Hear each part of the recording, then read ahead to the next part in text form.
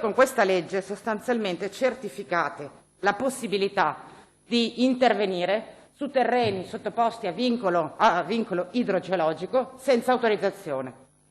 prevedendo sostanzialmente una sanatoria. Costruiamola bene, non voglio fare l'ingenua rispetto alla sanatoria degli interventi in assenza di autorizzazione, ma se vogliamo intraprendere questo percorso dobbiamo costruirlo bene, in modo che ci siano delle cose che si possono fare, che se vengono fatte in maniera irregolare costino molto, e se ci sono cose che vanno a incidere negativamente sull'assetto idrogeologico del terreno, ci siano le condizioni per poter intervenire in maniera seria. Perché le sanatorie, prima quelle edilizie, questa regione è la regione delle sanatorie,